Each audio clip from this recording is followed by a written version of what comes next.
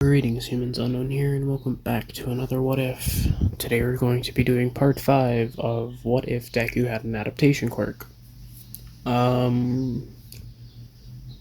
we get into the recap, the whole thing, again, like, subscribe, hit the bell so you know when you're going, or when I upload new videos, which recently, for like the past 3 videos, have been pretty recent. But, things change, so I might not upload for a while, and boom, I come back. So make sure it's turned on to all, because you might not get all the notifications that otherwise. What else? Oh yeah, since this is the part 5, there's obviously going to be a link in the description that has the playlist for all the earlier parts, which I recommend watching because the recap is like, what, a minute, 2 minutes at the most on an hour-long video, so I'd say you guys are gonna miss a lot if you don't. It's loud. If you guys don't watch the recap or watch the other videos. Along with that playlist, there's going to be another playlist for another What If on my channel, aka the only other one. That being What If Deku had the powers of the Sage of the Six Paths from Naruto. That's still a work in progress, but since I enjoy this What If a lot more, plus it's a lot less straining on my brain, I do this one until, I go back to doing the other one. Right down there in the description, when you're checking out the playlist, you'll also find a Discord. If you guys want to talk to me, suggest what if ideas, suggest ways the story should go, or have feedback on how the story is going so far, contact me there. You can contact me in the comments, but honestly, I'd recommend it in the Discord. I'd rather you guys not send large comments in the what's it called? In the comments if you guys don't need to. And just shoot me a message on Discord. The group's name is in the the group is in the description of the video. Just click the link if you've got a Discord. If not, then you can continue being here or sign up for a Discord. It doesn't really matter. And with that being said, let's get into the recap. So in the last part, which is part 4, we had gone over the battle trial in which Midoriya, or not that we didn't go over the battle trial, we went over the USJ, which had a lot of information inside. The ending part of which had gone similarly to canon, with All Might beating up the Nomu and the whole thing, except instead of, what's his face, Mineta, there's Kendo, and instead of Midoriya using one for all, he barely uses it. Well, he used it more than any other time he had in the series, but that's because he just got it in the part previously to that at the very end. So, yeah, with that being said, that's not covering the recap. At the end of the USJ, Midoriya lets everything slip about what has been happening in his life to Aizawa, the only teacher and person that he really trusts aside from Kendo, which is the only other person that he talks to ever.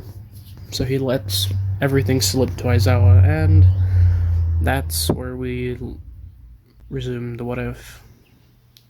So Aizawa, or Midoriya, is crying into Aizawa's arms, and does this for a while. Aizawa is still staying there, despite needing to rest, and eventually Midoriya falls asleep. After letting all that information off his chest, finally being able to take a nice long rest for a while, Aizawa walks out of the room, and it's found out that Kendo was sitting outside the door the entire time, tears streaming down her face. Aizawa doesn't notice her on the account of being blind, and so he's shocked to hear her voice from the right of him, or from the left of him. Aizawa-sensei, what are we going to do? Aizawa, shocked about who had been there, he's like, huh? Oh. I'm not sure. Well, obviously you're going to need to take this to the police, but it's a confusing case for now. But I'm guessing you heard the entire thing then. Kendo, noting that, saying yes. Aizawa sighs. Well, nothing I can really do about it now. Go talk to Midori about it when he wakes up. Other than that, try to keep it a secret from everybody else. Because that's that kid's secret. He told it to me, and if he wanted to tell everyone, he would have done so already. So, let's just let him make that decision for himself.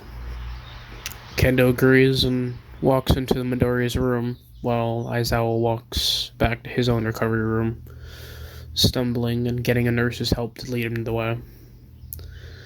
Kendo walks into Midoriya's room. As Midoriya sits there unconscious, or as Midoriya lays there unconscious, Kendo takes a chair and just sits there, waiting. Eventually, Midoriya wakes up to find Kendo asleep in a chair next to where Midoriya's bed is.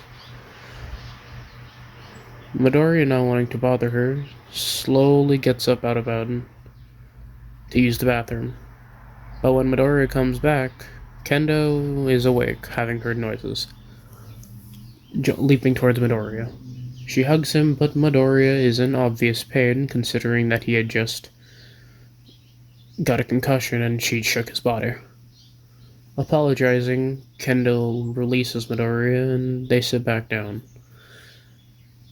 Midoriya questions why exactly she's here instead of, at home or visiting other students who had gotten hurt, and Kendo sits back in her chair nonchalantly saying, "Because you're my friend, and since nobody else is visiting you, I might as well."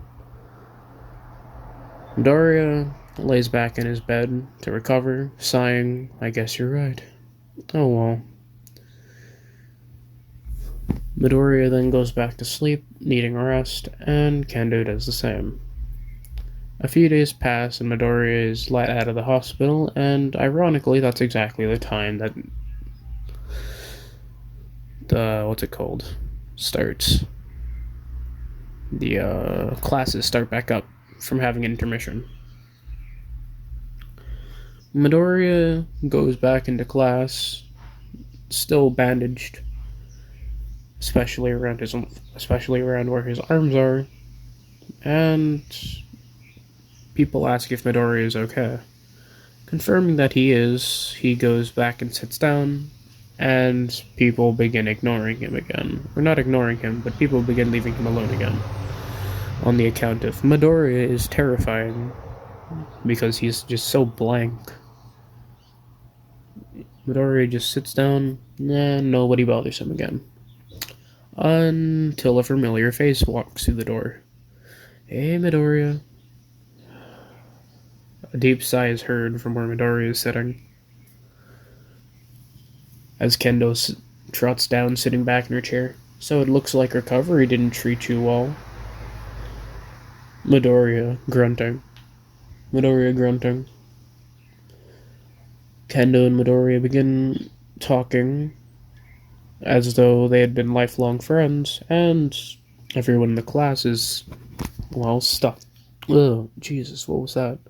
Everyone in the class is, stunned, and after a few seconds, they note that Midoriya was on the road to becoming, friendly with Kendo on the bus ride to the USJ, so it's only expected that after a few days, they'd become at least chatty, but they're still surprised that Midoriya is engaging in full-blown conversation.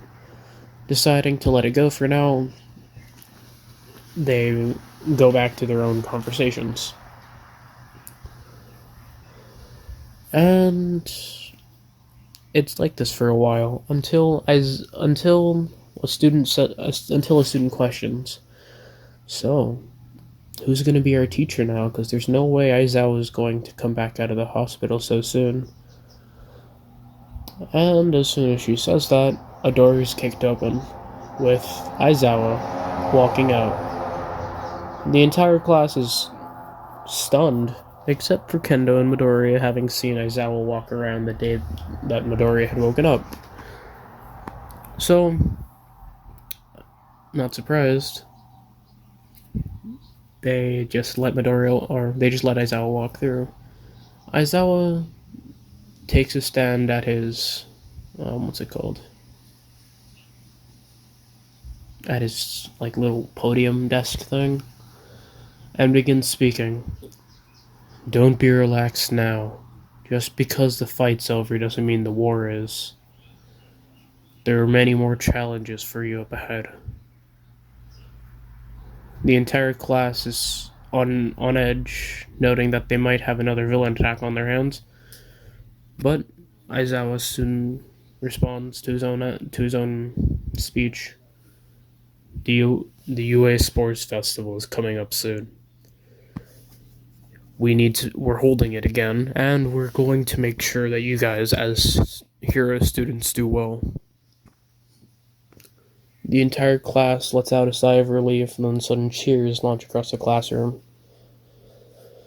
with one student saying that the UA Sports Festival is exactly what they need right now, but another immediately chimes up.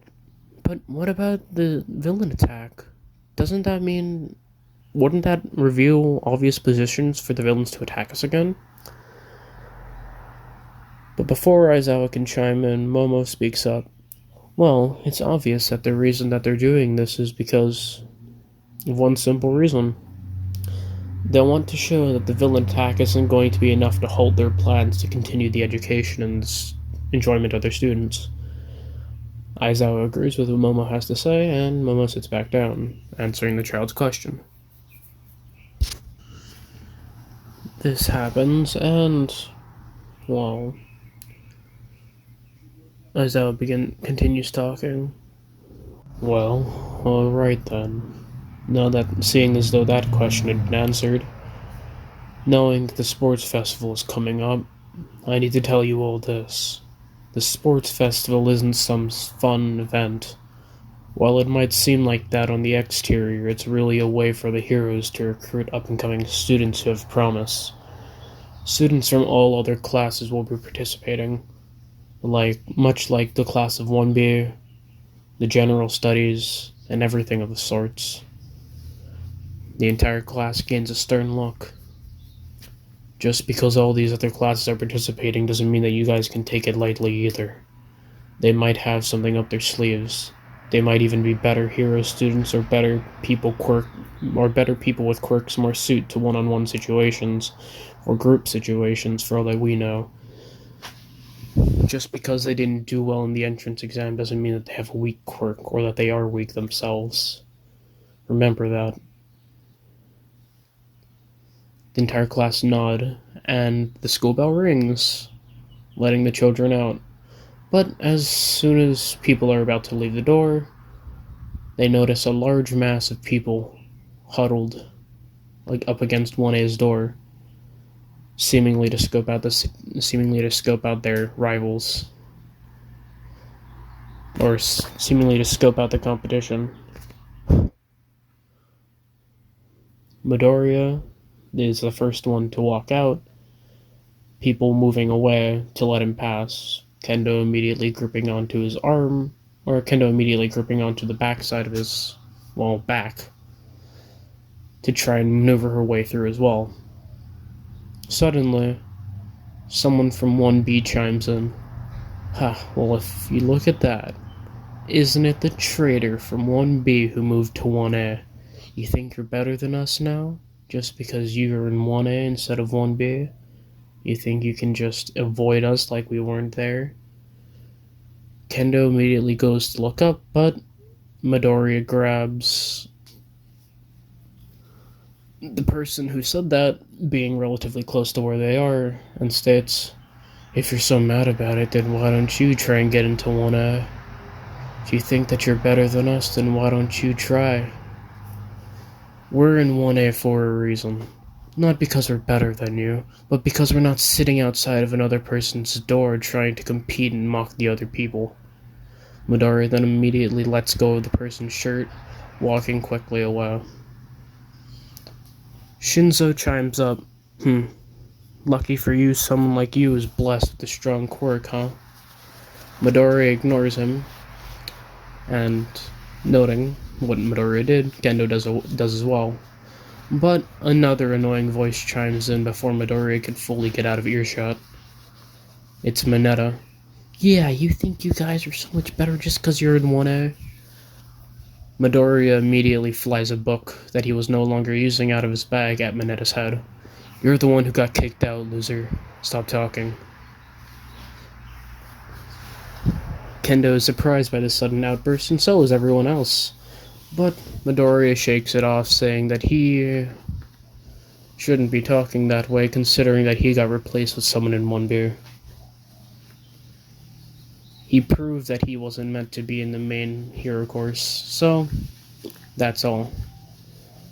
Midoriya walking away, Kendo following suit, and eventually all the other students start leaving, or all the other 1A students start leaving, and the people in the group start allowing them to pass through, until Bakugo shouts that he doesn't need for all these extras to be in the way, immediately riling up the crowd yet again. A few days pass, before a few days pass, before we do the skipping of time, Midoriya and Kendo meet up, and they train together. That's what Midoriya does during the time to prep, after school. Everyone else trains, too, so, nothing really different, but they're the only people that trust each other, so they train.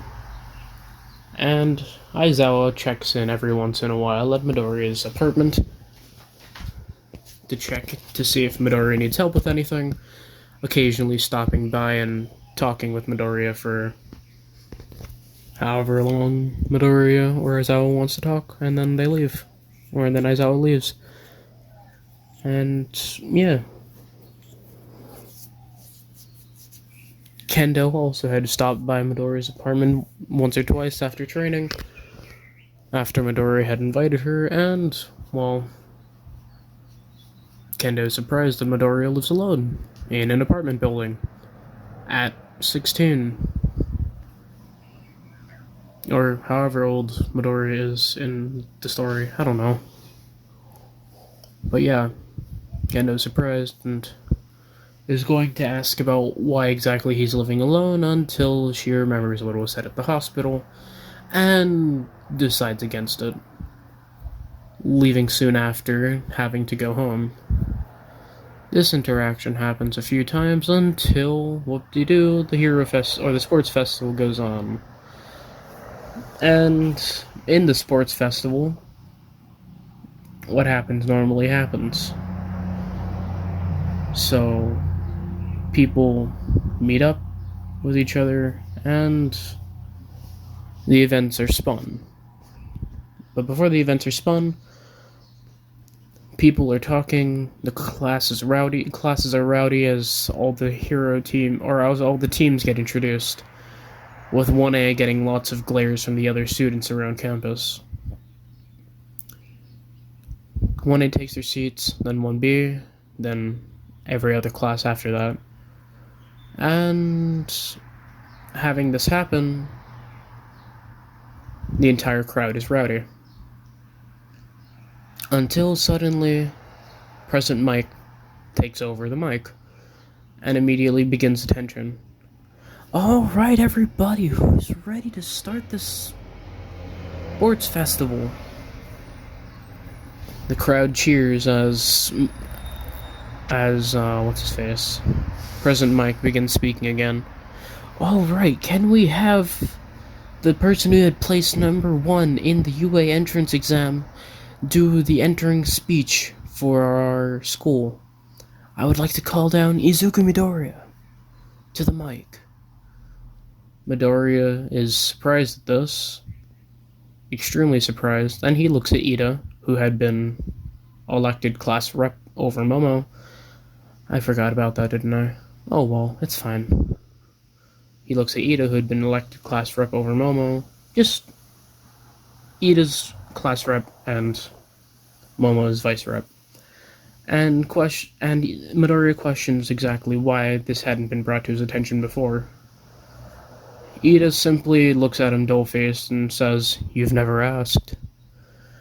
Getting annoyed, Midoriya jumps down to the podium, or not to the podium, but to wherever the mic is, and begins to speak. Well, it would appear that I had been called down here without my knowledge of ever going to be called down here. So, with that being said, let's keep this brief. Just because I'm in the hero course and had placed number 1 in the entrance exam doesn't mean I'm the best person here. And just because I'm participating doesn't mean that we're the only people working hard here. All the other people who are not only in our class but other classes are participating in this exam as well. Not only that, but there are a lot of people who are not participating in the sports festival, and people who are like passing out snacks or maintaining the vendors outside. So make sure that you all thank them. Make sure you thank whatever student is working and staff member, just because they helped set all of this up. And with that being said, do your best or else I'm gonna blow this competition out of the water. Midoriya's class is then yet again stunned, noticing how Kendo's brash nature is beginning to rub off on Midoriya. Midoriya walks off the podium, and from what had begun as cheers led to boos and people throwing things at Midoriya, considering that he had just claimed that he's going to blow this competition out of the water. But the bystanders and regular civilians are extremely ecstatic about this extremely confident child. Midoriya sits back down, annoyed at Ida for not having told him before, and Kendo is surprised by his brash nature. Midoriya states that he doesn't know what she means, and that it's probably nothing. But everybody knows that Midoriya is beginning to act more and more like Kendo. With a little hint of Bakugo in there. And as that begins, Midnight spins the wheel. Spinning the wheel, the 3 things that happen are the exact same as they were in canon, with the race, the obstacle course, the Cavalry battle, and then the one-on-ones. The one-on-one tournament at the end. Midoriya is completely neutral about all these events, but Kendo is a little bit nervous about the 1v1s at the end. Midoriya cheers her up, making sure, or attempting to do his best at cheering her up, so that she wouldn't worry too much about the exams and be thrown off, or worry too much about the events and be thrown off. Kendo thanks him as they prepare for the race. As Midoriya and Kendo line up, Kendo jokingly gestures at Midoriya and asks if he needs help getting thrown across the stadium, making a jab to what had happened in the USJ. Midoriya states that he's fine and tells her to make sure that she places at least a decent portion in the lead. Kendo agrees, and the whistle is blown, signifying that the race had begun. Midoriya, noticing that the entryway is too packed, had jumped onto a wall and began to run across it, using one for all on his feet to go faster. Having a decent amount of control over one for all, understanding how quirks work, rather than how he did in canon. So Midoriya begins running across the wall, leaping over or getting past the main area, or the first obstacle of the race, which was the entryway. What's-his-face speaks up. President Mike speaks up stating that Midoriya is the number one placed person in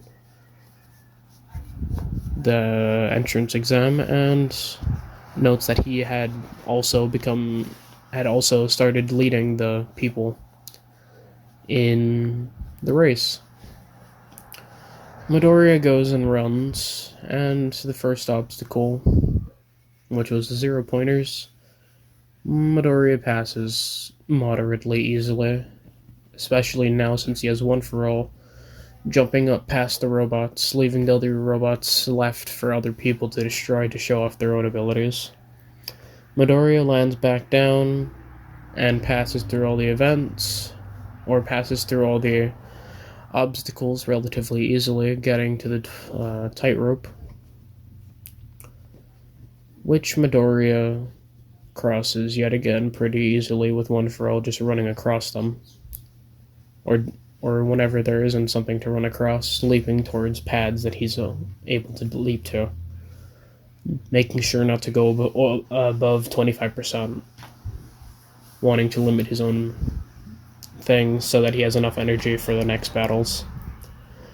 Midoriya then, at the end of the race, comes across the minefield, and deciding that he has a lot of time, considering the person in second place is currently just now leaving the tightrope area, Midoriya decides that he has a little bit of time, so he maneuvers his way through the bombs, making sure not to hit any, and whenever he really doesn't have a chance or a choice, he just lightly hops over them, using one for all to not cause too much of an amount of wind pressure to get out. So Midoriya does that and runs past, using one for all in his legs so he could go faster to get first place. People are overall the same in canon. It's just overall the same in canon. I don't know what score Kendo had, but whatever. Whatever she had. Unless she scored super low, then she scored higher. And with that, Midoriya is in first place for the race, which leads into the Cavalry battle. Now, during the Cavalry battle, something interesting happens. Midoriya notices that, well, he was given, I don't know how many points he was given in the canon. Let me go check. 10 million points. That's what Midoriya is worth when he won the thing. So, Midoriya is worth 10 million points, and he is tasked to form a crusade or a team to protect those points.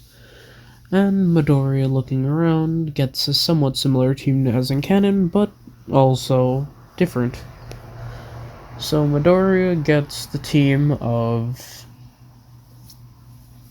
Kendo, himself, Tokoyami, and Mei Hatsume. I'm going to say Ochako takes Minetta's place in this. Again, Shoju. Or Minetta, or Ochako takes Minetta's place.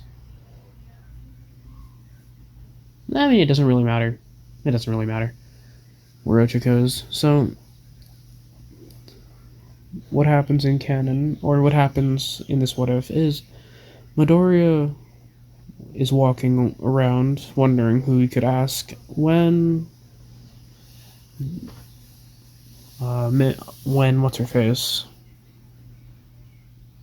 Kendo walks up and states that, or asks if she can be in Midoriya's team.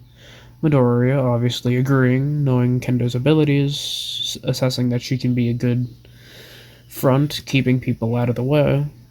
Midoriya and Kendo begin looking for other people until Mei Hatsume runs up behind them, tapping on Midoriya's shoulder and stating that she wants to be, or that Midoriya is the person who had 10 million points, so all people's eyes are going to be on him, allowing Mei's babies to be given the spotlight. Midoriya and Kendo are confused, looking at each other, and then looking back at Mei Hatsume, and then she shows off one of her gadgets. Now understanding, to some degree, Kendo and Midoriya allow her on the team, though Kendo is somewhat reluctant at first. For unknown reasons. And Dark Shadow, I'd say, just shows up because Dark Shadow is Dark Shadow. Or Tokoyami is Tokoyami. So he shows up, stating that he would like to join the team, and Midoriya states that, sure, he can, considering that they have no one else that they could realistically take. And the team of 4 is chosen.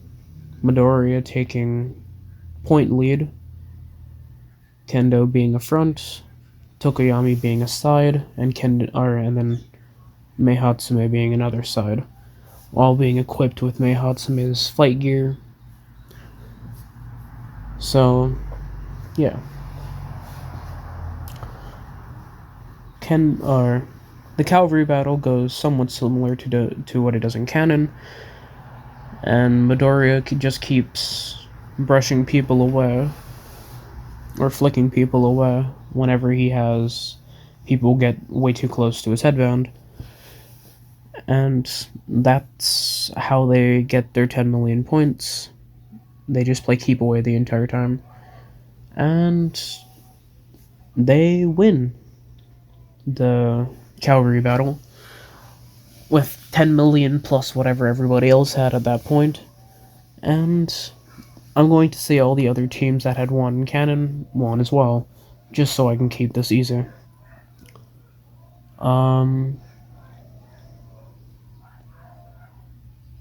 What else?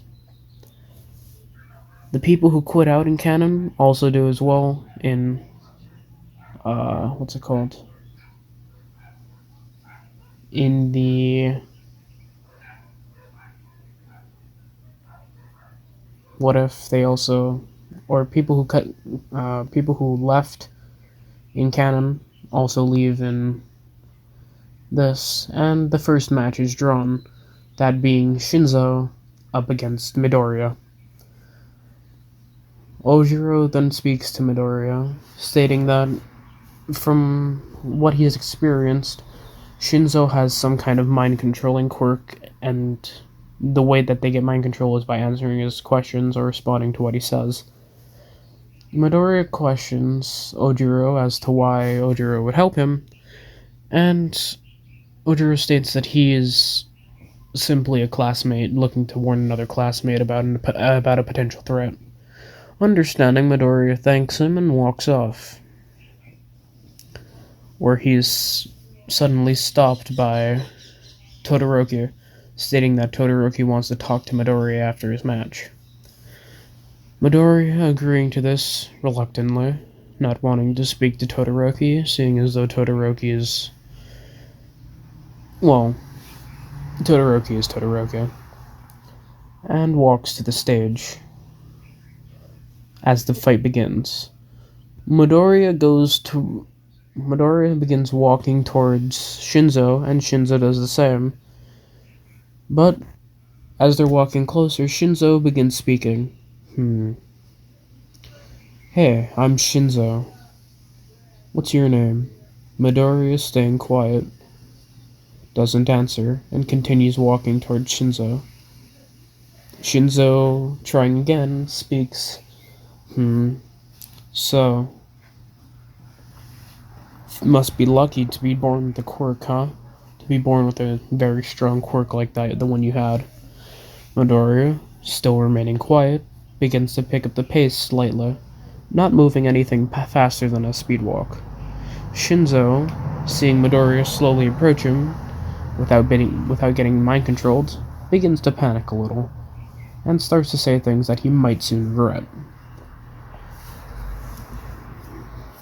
So, looks like you needed your girlfriend in your match just to carry you, huh? Huh. Expected as much from you 1A losers. Midoriya, somewhat irritated now, begins a light sprint to Shinso. Shinzo, now completely desperate, starts speaking. If a bruised and battered loser like you is able to talk to someone as strong as the former 1B student Kendo, well, I guess anybody had a chance with her, huh? Then Midoriya becomes upset. Not only had Shinzo disgraced him and made light of his scars, but Shinzo had also talked poorly about Kendo. Midoriya, fed up of this, yells at Shinzo to stop talking, and before he's able to stop, or before Midoriya is able to fully respond, he stops dead in his tracks, completely still. Kendo is extremely irritated at everything Shinzo had been saying up until this point, but begins growing concerned when Midoriya just stands there, still, dull-eyed, the same way that he had looked at her before, the same day that Midoriya had gotten kicked out of his home. Kendo begins shouting out for Midoriya to snap out of it, but of course it doesn't work. Shinzo immediately tells Midoriya to walk outside of the ring, and Midoriya begins doing so, shocking everybody, especially Aizawa, All Might, and Kendo. All Might and Kendo begin cheering on Midoriya, but Aizawa, needing to stay completely neutral, as he is one of the announcers, silently cheers on Midoriya. And as Midoriya is walking, he suddenly hears a voice in his head telling him asking him if he's going to allow Shinzo to get away speaking like that. Midoriya doesn't know who's talking, but suddenly, two of Midoriya's fingers start glowing as strong wind pressure hits Midoriya. Midoriya, snapping out of whatever mind control had happened, looks around him, noticing that he's standing right at the edge of the right at the edge of the platform. Midoriya is surprised by this and looks around quickly, making sure not to step out. Immediately feeling the burning sensation in his fingers, looking down, noticing that he had broken two of them. Midoriya holds his fingers and tries to ease the pain, but it's not working. Midoriya shakes this off for now, noting that he needs to do what he needs to do and get Shinzo out. Midoriya sprints over to Shinzo with one for all imbued in his legs. Shinzo trying to speak again, but before a full word can leave Shinzo's mouth, a punch is landed directly to Shinzo's stomach, knocking the wind out of him. As Shinzo is suspended in the air, having been hit upwards from the punch, Midoriya grabs his leg and begins spinning around. Kendo, being familiar with this formation, noting that this is how Midoriya had thrown them in the USJ, or Kendo and Froppy noting this position, saying that this is how how Midoriya had thrown them in the USJ. Midoriya throws Shinzo out of the ring, making sure not to put too much effort into it, not wanting Shinzo to fly into a wall.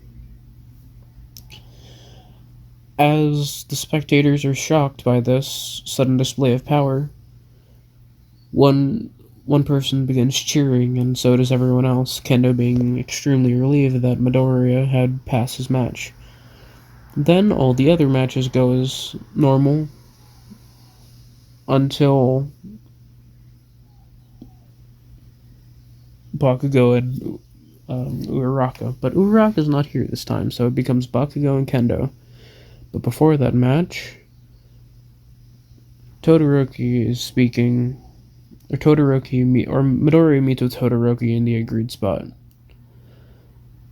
Todoroki begins speaking. So, I've heard your quirk I've seen your quirk, and by what it looks like a weaker form of All Might's. I don't exactly know what this is and what this means. Same thing with all those scars.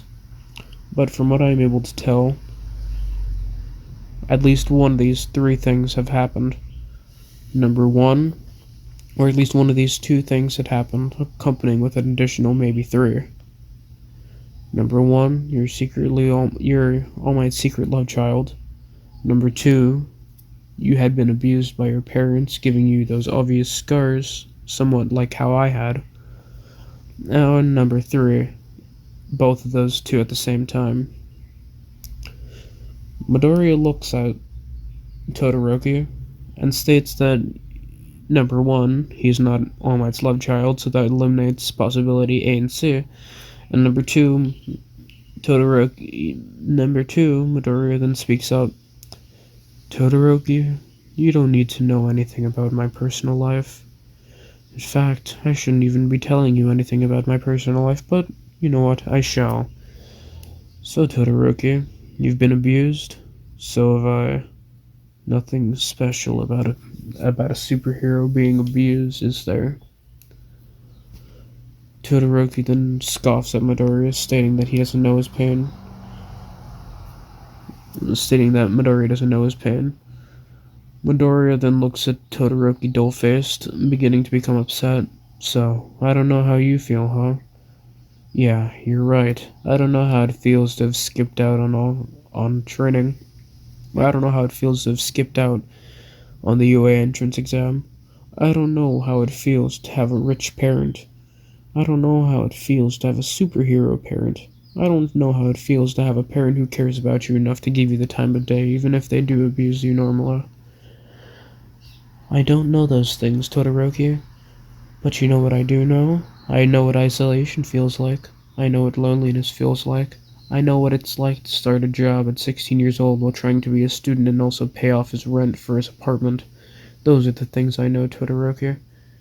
And, from your previous fight, I can already tell that you're not planning to use your ice against me. You think you're so much better than everybody else here, just because of who you are. You think that everything is going wrong just because of your father's quirk, but no, that's not true, and you know it. It's his quirk that... You think it's his quirk? Now tell me, what's your quirk's name called? Is it Hell Flame and freezing things? No, it's half hot, half cold. And what part of that it spells out Hell Flame? Todoroki, being taken aback by these words, doesn't say anything, and Midoriya speaks again. Exactly. Nothing about that says Hellflame. Now if you get out of my way, I'm going to make you use your fire whether you like it or not. Todoroki immediately speaks up. Did my father set you up to do this? Midoriya scoffs, telling him that he doesn't care who would have told him to do it. He wouldn't have done what they said and did what he did any day. Walking off. Endeavor stops Midoriya as Midoriya is walking back to where the stadium is, and states that Midoriya begins talking to Midoriya. So, young brat, I need to request something from you. Midoriya then looks at Endeavor, looking him up and down, thinking that this is Todoroki's father. Then, Midoriya does exactly what he thought he would do in this situation, and walks away. Endeavor trying to stop him, trying to catch up to him at the very least, but Midoriya doesn't care, and just walks away, continuously ignoring what Endeavor has to say. Endeavor grows irritated and just ignores Midoriya and leaves him alone, not wanting to do anything because, well, he's a student and that would look bad for his hero career. The next matches begin, and eventually it becomes Kendo versus Bakugo. And I'm sure we all know how this works out. Midoriya Midoriya suggests that he has a plan that that can beat Bakugo, but Kendo states that she wants to do it alone. Understanding, Midoriya wishes her good luck and begins walking away. As Midoriya is As Midoriya is spectating the match, Kendo begins throwing rocks at Bakugo, but it obviously doesn't work, having Bakugo blow away those rocks almost instantly, and eventually Bakugo beats Kendo, similarly how he had beaten Uraraka, but without the whole meteor shower thing, and more throwing rocks. Midoriya visits Kendo in the healing room, and Kendo states that she's just a little upset that she hadn't won the match, but Midoriya states that she did well regardless, patting her head. Midoriya, not focused, gets attacked by, what's-her-face? Recovery Girl, and gets healed by her. Midoriya is obviously upset because, well, he doesn't need healing, but Recovery Girl states to Midoriya that that's her job after all. After this slight interaction, Midoriya walks out, beginning his next match against... was it Todoroki? Midoriya begins fighting Todoroki, and to no one's surprise, Todoroki only uses his ice. Seeing that Todoroki is getting tired out, Midoriya just continues fighting against Todoroki with his ice. Todoroki stating that he is never going to use his fire.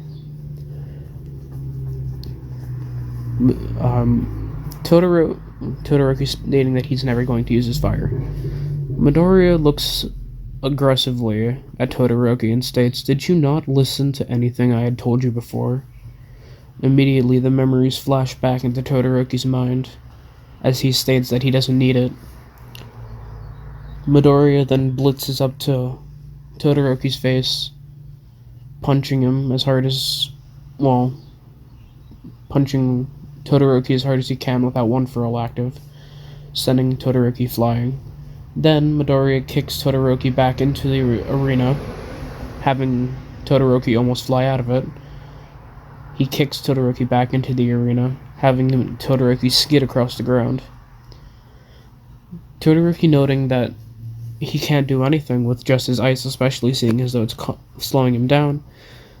Before Midoriya is able to start another speech, Todoroki uses his fire. Endeavor starts cheering that Todoroki is finally using his fire, but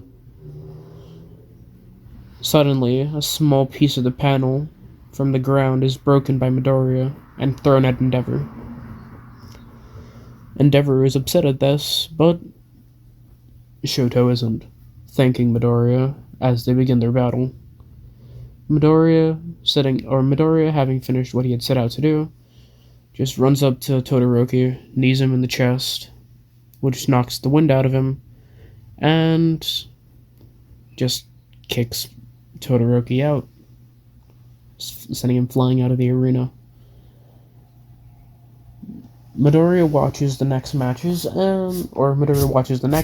being Bakugo, and of course Bakugo wins. Now it's the final battle. It's Bakugo versus Midoriya. Without a single word exchanged between the two, the match starts and Bakugo charges at him. Midoriya having done exactly what he did, or Midoriya standing exactly still, perfectly still, at the very entrance. Bakugo, who had nearly rolled all of his opponents up until this point, speed blitzes at Midoriya, throwing a right hook.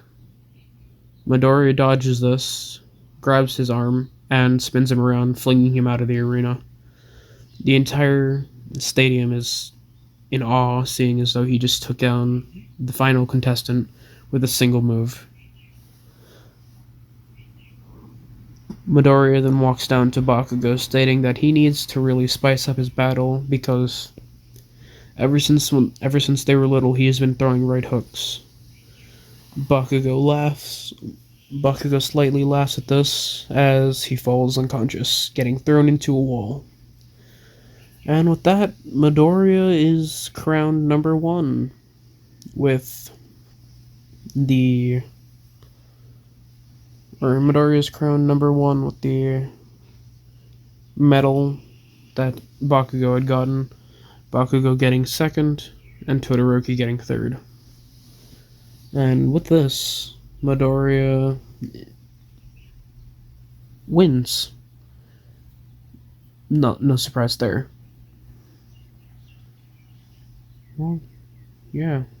Kendo congratulates Midoriya on his victory, and to Midoriya's surprise, kisses Midoriya on the cheek, walking away, waving bye.